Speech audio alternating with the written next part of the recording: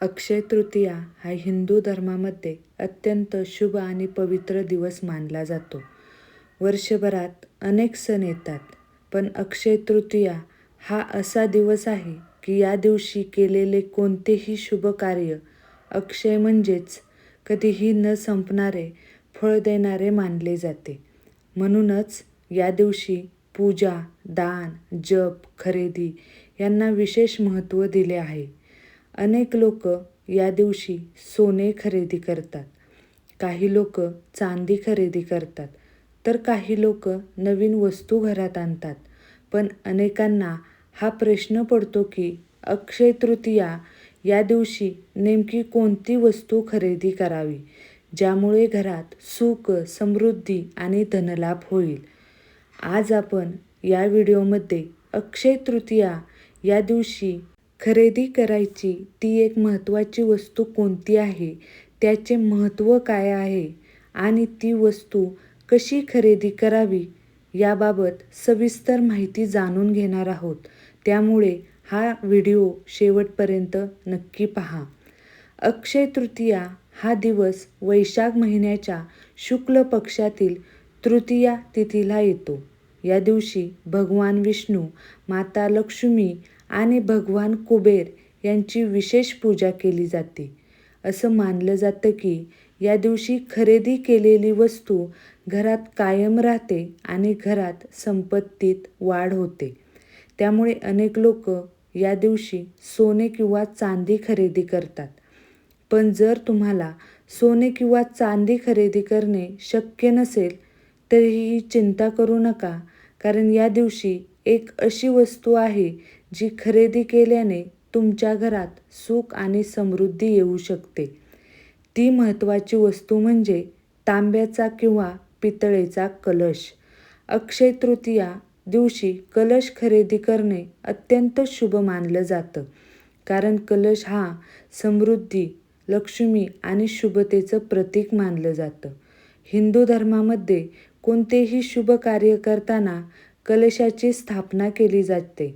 पूजा असो, गृहप्रवेश असो किंवा लग्न समारंभ असो, सर्वच कलशाचा वापर केला जातो. अक्षय तृतीया दिवशी जर तुम्ही नवीन कलश खरेदी करून घरी आणला आणि त्याची पूजा केली तर तुमच्या घरात लक्ष्मीचं आगमन होतं असं मानलं जातं. या दिवशी खरेदी केलेला कलश घरात सुख, शांती आणि धनलाभ आणतो. त्यामुळे या दिवशी शक्य असल्यास तांब्याचा किंवा पितळेचा कलश खरेदी करा.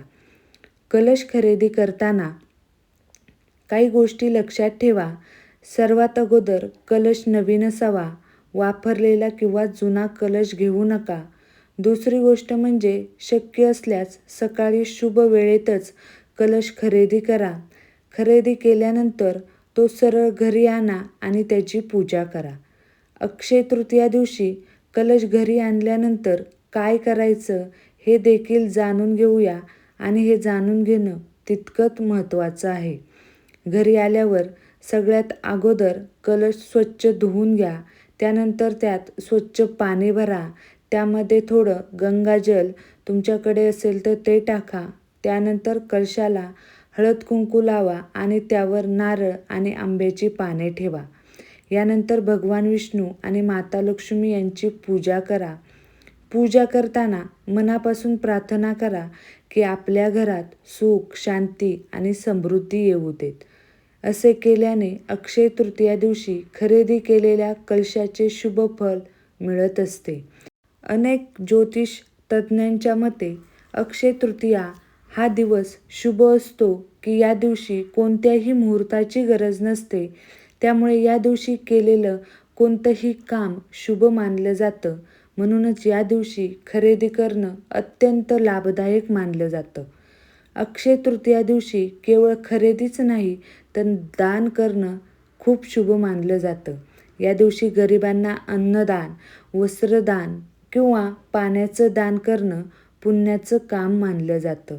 असं केल्याने तुमच्या जीवनातील ज्या काही अडचणी आहेत त्या कमी होतात आणि घरात सकारात्मक ऊर्जा निर्माण होते.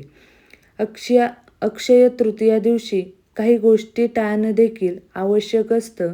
या दिवशी वादविवाद करू नका, घरात नकारात्मक बोलणं टाळा, कोणालाही दुखावू नका. शक्य असल्यास या दिवशी शांत राहा आणि जास्तीत जास्त पूजा आणि जप करा. जर तुम्ही अक्षय तृतीया दिवशी ही एक महत्त्वाची वस्तू म्हणजेच कलश खरेदी केला तर तुमच्या घरात सुख आणि समृद्धी वाढेल असं मानलं जातं. त्यामुळे या अक्षय तृतीया दिवशी ही एक महत्त्वाची वस्तू नक्की खरेदी करा.